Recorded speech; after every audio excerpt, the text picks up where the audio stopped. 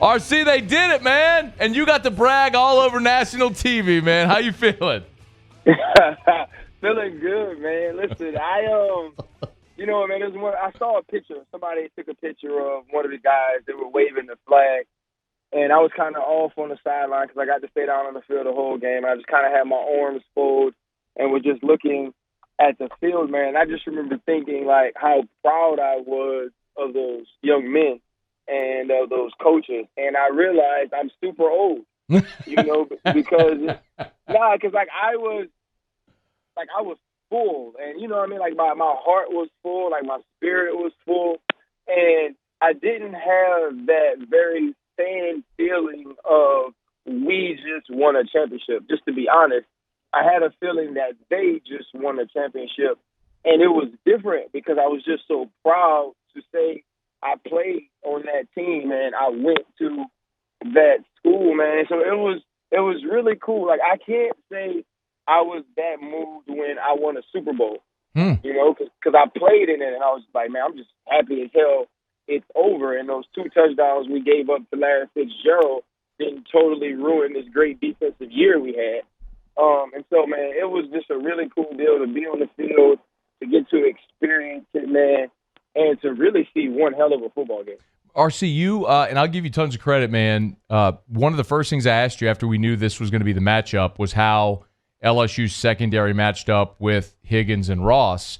And you told us then that this was a matchup that favored LSU because of the way the secondary was built. And, I mean, largely they were quiet, man. I mean, it was 88 that made a few plays. I mean, obviously ATN was a guy. Was there anything – so, I mean, you nailed that. Was there anything that did surprise you in the way the game played out? Not one thing, honestly. I think, you know, we talked about Travis Etienne, and I think, you know, we mentioned when we spoke last week the matchup between Travis Etienne and our linebackers. And we said our linebackers were built to run side to side. There were plays he was able to make on Ohio State that he couldn't make against LSU because of one man and one man only, and that's Patrick Queen.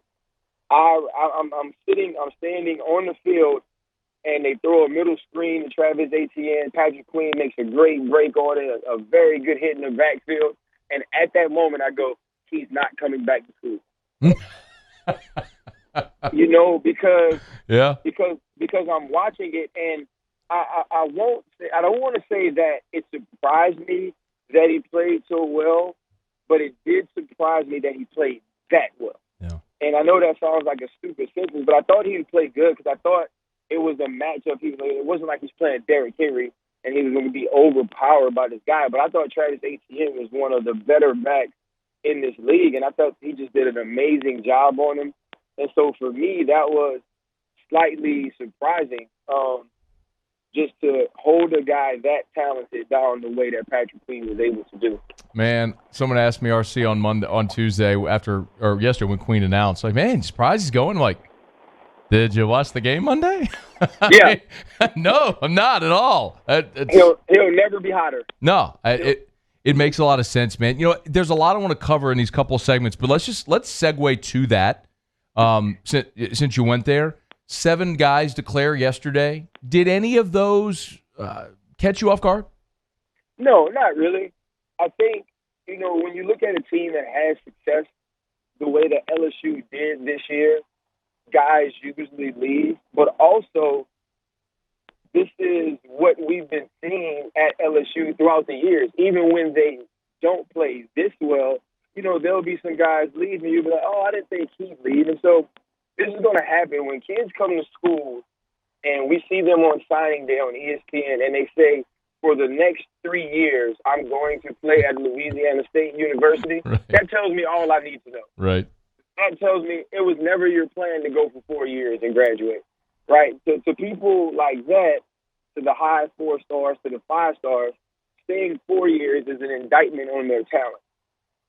You know, it's like being a basketball player and staying 3 or staying 2.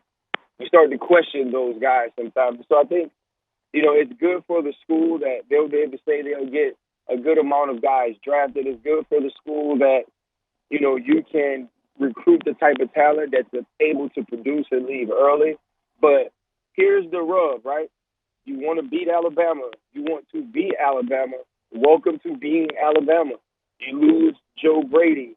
You lose Clyde Edwards-Healire, who coming into the season wasn't a guy many thought would be the starter the entire year, much less produce enough to lead. And so you're going to start seeing, you lose both starting linebackers along, and Caleb Von Chancellor and Mike Divinity. And so now it's about what do you do the year after this happened, because the Clemsons, the Alabamas, they end up back in the college football playoff. So where does LSU go from here? RC, just to be clear, Chasson has not announced yet. No, he hasn't. He has not announced. So I don't. There seems to be some. I don't know if you know anything. I'm not saying to break news or anything, but no, I'm not. There's some thought that he might actually be weighing returning to school, which would obviously be massive if he did. But the guy who did announce he's returning yesterday was Jacoby Stevens, and I'd love your thoughts on what his role is next year and how. I would walk into Coach Orgeron's office today and tell them I want to play linebacker. Okay. At one of the inside spots or one of the outside spots? Just find me a spot. Okay. I think he should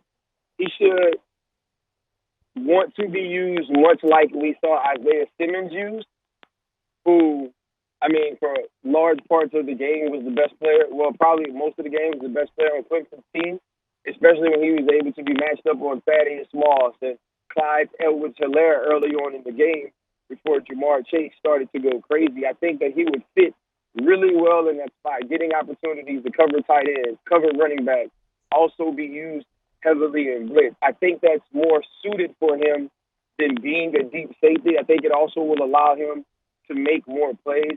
I'm not saying that he can't play safety, but I don't necessarily think the best use of his skills and his talent are to sit in the middle of the field or to play the deep half. We've also seen him have some trouble going one-on-one in the slot.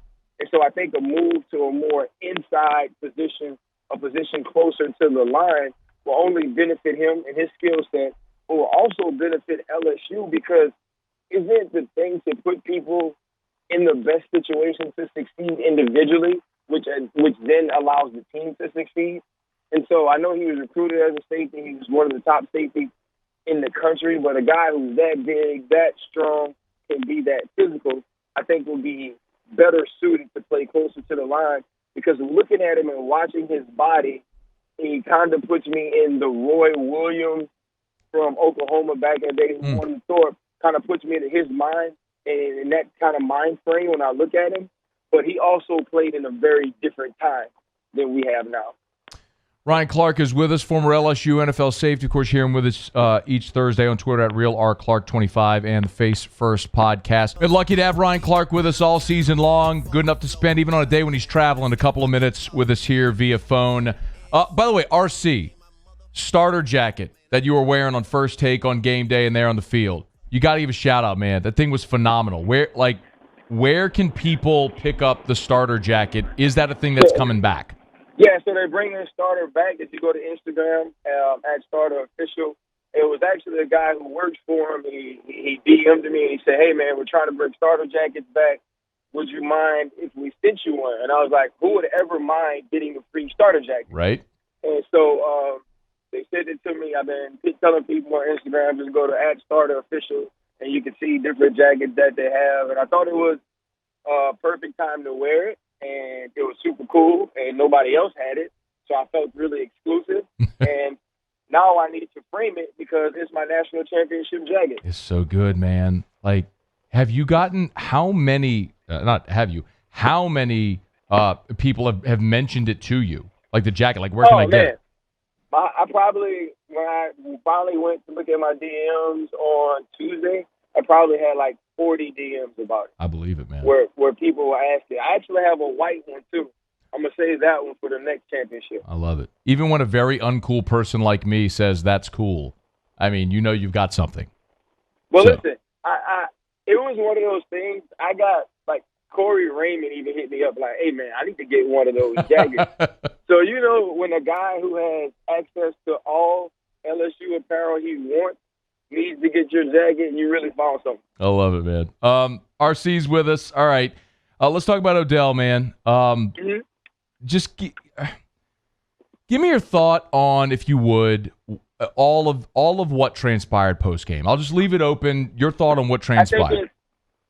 I just think, man, like, he was excited. He did something that he definitely should not have done. He was a little bit much. I think Odell's a little much often, though. The sad part about it is now it's become a large deal, at least the money deal. That's become a thing, and now LSU has to answer for it, and now it needs to be investigated. And so there's going to be something that comes from this. I know I read a little something that said they're going to give it back or whatever. Then at first it was fake money, and then Joe Burrow says it's real money. So it's just a lot. And so it's one of those things you wish he would not have done. Celebrate the win, be a part of the win for the Justin Jeffersons and the Joe Burrows and all of these kids. It's just enough that Odell Beckham is around. It's just enough that Odell Beckham is excited for their win when he has so many other things going on. So he didn't need to hand out money. He didn't need to do that. Now, the thing I'll say, I don't believe he did it to be seen. I believe he was genuinely excited. I believe he had a very good day, if you know what I mean. And, a lot of people did. Yeah, and he made some mistakes. And then, in the locker room, it's a strange situation for me all around. I can't speak to it fully because I don't know if no one was allowed to smoke cigars where those kids were smoking. You know what I mean? I saw a ton of pictures of Joe Burrow smoking cigars, but I don't know if he was in a place where he was able to do so. I don't know if the one kid who was drinking Gatorade, who was asked by a cop or a security guard what he was drinking, I don't know why that's an issue as well, why these kids celebrating this win are being asked these questions or harassed in this way. Like, I don't know. I don't know the rules to that. What I do know is you at no time can touch a officer or should touch an officer. Yeah. Ever. In the climate that we're in, shouldn't touch him. Period. I'd be scared to touch him. I would be scared to bump into him. And so I think there's just another part of him not having the impulse control that he needed, not having the awareness and the maturity to understand that that's just not something you do. I don't care how excited you are. I don't care that they're in the locker room. You can't do that. And so now you have to deal with the rest of it. Do I think it was innocently done? I do, man. I don't think Odell Beckham Jr. meant to, quote-unquote, assault an officer. And I think the officer understood that, too. And I do want to give him credit. That officer could have made that as big of a scene as he wanted to. And he at least understood where he was and took that into account, took into account who Odell Beckham Jr. was and what the moment meant for those kids, and didn't make it a bigger scene. And for that, I want to tell that officer thank you. And now, you deal with it through the courts or in whichever way you have to. But at least he allowed those boys to have their moment. He's on Twitter at RealRClark25. It's well said, RC. I mean, you have a perspective of knowing Odell and also being a former player that I don't have and a lot of other people don't have. One more thing on this. There's been some suggestion that maybe LSU should disassociate with Odell. I don't know how you do that, but just as a former player, what does that relationship with the program and its former stars need to be? I think Coach O has really built a lot of his coaching, not necessarily the success, but the way that he moves around. He's built that on that he wants us to be around. We are very welcome in that building. We are allowed to talk to the kids. We are allowed to help them in, if they're going through things. Like, they have our numbers. And so I think, we get to do the Tiger Walk in the spring game. Like, a bunch of stuff that I choose not to do because I just don't like to be seen like that. But Coach O, and he allows this for everybody, though, man. Yeah. You know what I'm saying? Like, it's not just me because I started 36 straight games and played in the league. Like, everybody gets to come back. And I think that's a cool thing. I also think that though you may look at this situation as a black eye, which it is. Nobody was saying get rid of Odell when he's gifting shoes and when he's gifting headphones and when he's writing letters about what they get to do. You know what I'm saying? Yes, I do. And so like that I have a problem with. You know, we make mistakes and making mistakes when they are very victimless crimes. Like this is Odell Beckham Jr. didn't punch an officer in the face. He didn't send a kid a prostitute. And so I'm not saying he's right. I think he made bad decisions. I think he definitely made mistakes. They were immature. He shouldn't have to be guided on how to conduct himself in that situation. But I will be honest, if LSU disassociates themselves with Odell, I will pull back from the organization or from the university as well, because I don't think you just throw brothers away. I just don't think that's the way we should move. Well said. All right, Ryan Clark is our guest. RC, as you were talking, this just broke. Bruce Feldman tweeted Dave Aranda expected to be the next head coach at Baylor. So we kind of expected this might happen today, but now we have the first confirmation of it from a reputable source. Your thoughts on Dave Aranda becoming Baylor's head coach? Good for Dave Aranda, right? Yeah. Absolutely, man. What a blessing. What a great coach. What an intelligent man. And you look at the adjustment he had to make this season, man. Like, we couldn't stop a nosebleed, bro. And nosebleeds are hard to stop sometimes. That's true. But we couldn't stop a nosebleed, and he made the adjustment, and we hold Clemson to 25 points in the national championship. This was a team that all year people didn't want to rank number one because they didn't have a good enough defense. And you play Oklahoma and Clemson, and largely because of how well the defense plays, it's a blowout. And so I think it was time for him.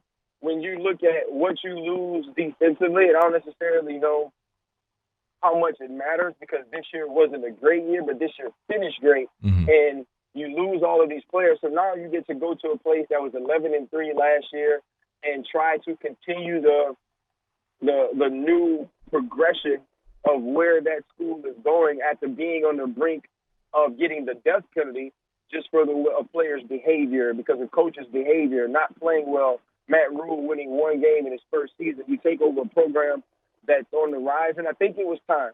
I believe he had done all he was going to and be able to do at LSU. He helped bring a national championship to this school, and, you know, the goal in this game for all of these coaches is to one day be a head coach. He now has his opportunity. I'm glad that he got an opportunity to take it. And, again, welcome to being Bama. RC, before I let you go, and I mean, I don't know if you've even given this any thought at all, but whenever a coach leaves, the obvious follow-up always is, okay, well, who's next? You have any thought who's next? Man, I have no thought at all. I Okay. mean, I don't live very far from campus. And so, you know, if they want to give me a call, give me an interview, you know, that's something we could talk about. Would you coach? Yes, I would coach. It had to be the right thing. I think I could only coach at LSU, and I would have to have some stupid deal that no one would ever agree to, that I'm LSU coach. You know what I mean? Like, I'm the safeties coach at LSU. Like, you can't fire me. When a new coach comes in, I'm still the coach. Like, that would have to be all my rules, and people would hate that. I'm pretty sure I won't be coaching anytime soon. Well, I would hire you if it were up to me. So I appreciate it. The bad news for you, RC, is I'm not going to be the head coach or athletic director, so I don't get to make that decision. So I guess you'll get to have to keep on doing TV and radio with me on Thursdays, all right? Hey, I definitely love that, brother. That is not a bad second at all. All right, RC. Hey, man, you're the man. Safe travels today. We appreciate you as always.